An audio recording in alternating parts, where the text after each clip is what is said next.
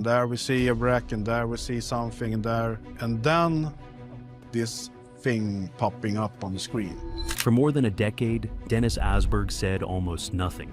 He let the experts call it a rock. He let the laughter happen. He kept the strangest parts of what his team found at the bottom of the Baltic Sea locked behind a silence nobody could break. After years of refusing, he is finally talking. This huge thing, I mean, we're talking about 60 meters in diameter. It was so odd. Nobody else have seen anything like that before. And what he is choosing to say now is not what anyone expected. Because the thing sitting 300 feet down was so impossibly round on that sonar screen that, to this day, Dennis Asberg refuses to call it a rock.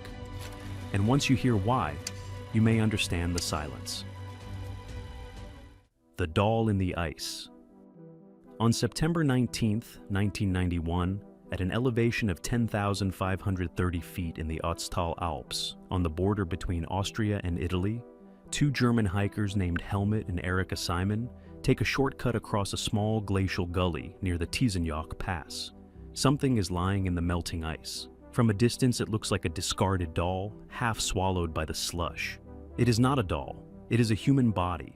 A man in his mid-40s, around 5'2", face down in the high alpine ice, partially mummified by the cold and freeze-dried by the dry mountain air. He still has hair. He still has skin. He still has teeth.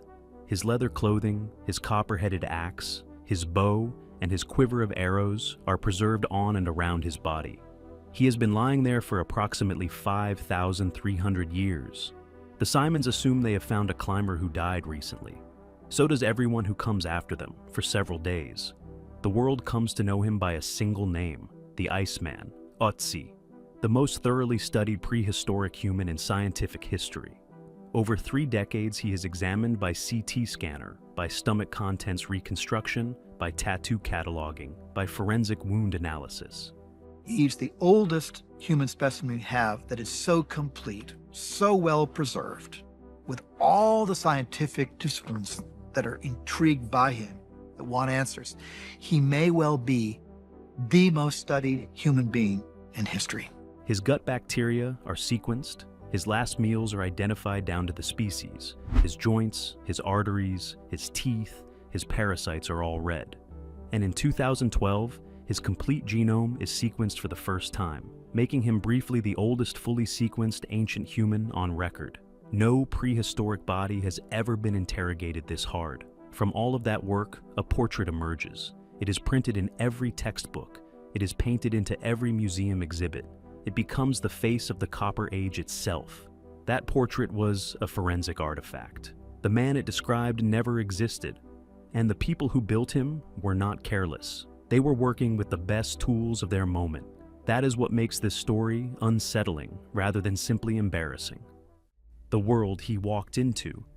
He died around 3230 BC in the late Neolithic, the early Copper Age, a hinge moment when farming communities that had spread across Europe from Anatolia were beginning to work metal. Stone tools were still everywhere, but copper was becoming the metal of weapons and status. The Alps in this period were not empty wilderness. They were a worked landscape, high pastures for summer grazing, mountain passes for trade and movement between the valleys of what are now Austria, Italy, and Switzerland. Ötzi belonged to that world. He was not a lost traveler stumbling into terrain he did not understand. He was a man who knew those mountains, doing something he knew how to do, when something, or someone, went catastrophically wrong. His body survived by a combination of circumstances that occurs almost nowhere on Earth. He died in a shallow rock depression high in the mountains, probably in late spring or early summer, judging by the pollen of a subalpine tree found in his gut, hop hornbeam, which sheds in that narrow window. Snow covered him quickly. The hollow was a piece of luck disguised as a grave. It was sheltered enough that the ice never flowed. A glacier would have crushed him and dragged his remains for miles, grinding bone and tissue into nothing recoverable. Instead, the gully sat above the moving ice, and the depression sheltered him through 5,000 years, cold enough and dry enough to freeze-dry him where he lay. Recent reappraisals suggest the gully was not even permanently buried the whole time. It may have re-exposed and refrozen repeatedly over the millennia, which makes his survival rarer still. The recovery was not so careful. When the first parties reached the body, only his upper half was free of the ice. A mountain officer attacked the surrounding ice with a pneumatic, drill and ice axes before bad weather forced them off. Over the next days, 8 separate groups visited the site before any proper archaeological investigation began. People stepped on fragile objects. Several of the larger artifacts were lifted and carried off before anyone recorded where they had been lying. The bow was found stuck in the ice, leaning against the rocks. A birch bark container, probably for carrying embers to make fire, was already crushed. When the body was finally forced into a coffin for transport, the left arm was broken. Fungus began growing on the skin in the Innsbruck mortuary before, after 5 days, scientists finally moved to stabilize him. Almost everything that could be lost in those first days was lost. There was even a question of which country he belonged to. Otzi's death has always fascinated me. He was above the tree line, in the snow. It seems to me that there is something very odd about Otzi's death. The find sat almost exactly on the Austrian-Italian border, a line drawn through the watershed after the First World War, in a year when heavy snow made the true watershed impossible to survey accurately. The body was carried to Innsbruck on the Austrian side. Only weeks later, in early October 1991, a formal survey established that he had been lying about 92 meters inside Italian territory. The oldest murder victim in Europe had, in death, briefly become an international jurisdiction problem, and would eventually be moved south to a purpose-built chamber in Bolzano where he remains today. But what survived was still extraordinary. What he carried. The equipment recovered with Otzi is the most complete personal kit ever found from European prehistory. Nothing else comes close. His copper-headed axe is the most telling object. The blade is nearly pure copper, around 99%, cast and then hammered, fixed to a U-handle with leather straps and birch bark tar. At the time of discovery, researchers assumed an object that fine had to be Bronze Age, which is part of why his true age was underestimated at first. The axe alone showed that Copper Age alpine communities had developed metallurgical traditions far more advanced than anyone had assumed.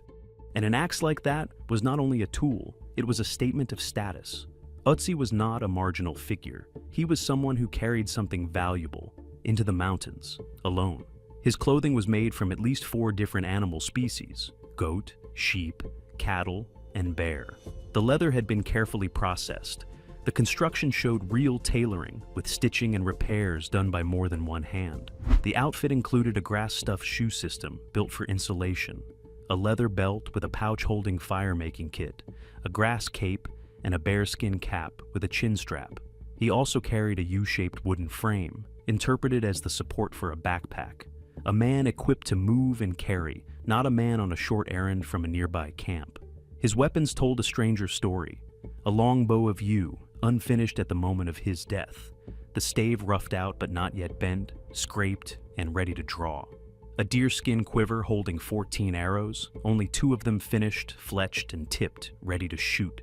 A flint-bladed dagger with an ashwood handle, small, the size of a tool rather than a war knife. A man in dangerous high country, carrying a primary weapon he could not yet use, and a quiver mostly full of arrows that would not fly straight. Either he was finishing his gear on the move, or he had left somewhere without the time to prepare. And his body bore 61 tattoos, 19 groups of parallel lines and small crosses, the oldest known tattoos on any human body, placed mostly at the joints and along the lumbar spine, with the heaviest concentration on his legs. They were not made by needle. They were made by cutting the skin and rubbing in charcoal or fireplace soot.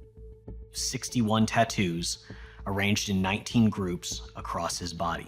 During that time period, people have been tattooed for all sorts of different reasons, depending on their culture and the region in which they lived. Researchers have reported that the placement corresponds closely to points used in traditional acupuncture, and CT imaging shows joint and spinal degeneration directly beneath many of them. The leading interpretation is that these were not decoration. They look like treatment, a therapeutic system marked onto a body that predates the earliest written acupuncture texts by roughly 2,000 years. His stomach still held his last meal, though that stomach was so displaced inside the body, shoved up behind the rib cage after death, that researchers did not even locate it until 2009, 18 years after he was found. When they finally analyzed it, the meal was vivid: ibex meat, red deer, einkorn wheat, and traces of toxic bracken fern. Nearly half the contents by volume was animal fat. The ibex meat had been air-dried or only lightly heated, never cooked above 60 degrees, the kind of preserved travel food a man takes on a journey. He had eaten it between half an hour and 2 hours before he died. Whatever was coming for him, he did not see it coming while he ate. The wound they missed for 10 years. The way he died was not obvious. Early examination suggested the ordinary deaths of the mountains: exhaustion, exposure, a fall. He was sent to a medical examiner's office in Innsbruck as an unremarkable corpse. The cold and the mummification made everything hard to read, and for a decade, the question simply sat unanswered. The breakthrough comes in 2001. An X-ray reveals something that has been sitting unnoticed inside him for 10 years. A flint arrowhead lodged deep in his left shoulder. The arrow entered from behind, tore through tissue, and severed the left subclavian artery, one of the major vessels feeding the arm.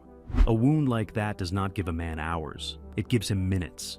He would have lost consciousness fast and been dead soon after, alone, on cold ground at altitude.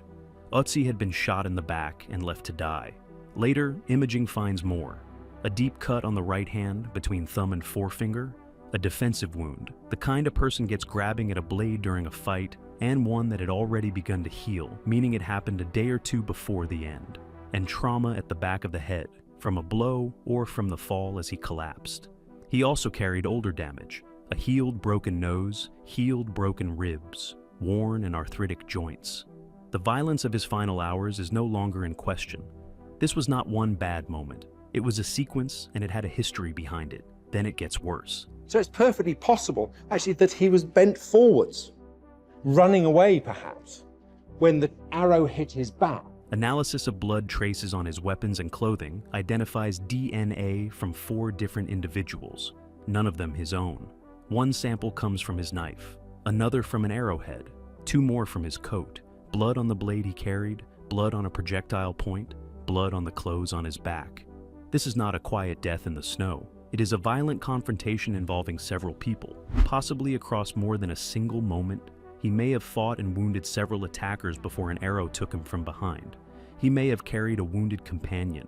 There are even signs the arrow shaft was pulled back out of the wound, leaving the stone head buried inside him, possibly to recover a valuable arrow, possibly to remove evidence that could identify a killer. Either way, this was not an accident. It was murder, and he had been running. Isotope analysis of his teeth and bones places his childhood in the Isaac Valley region of South Tyrol, roughly 60 kilometers south of where he died. In his final months, he had been living in the lower Vinschgau Valley nearby.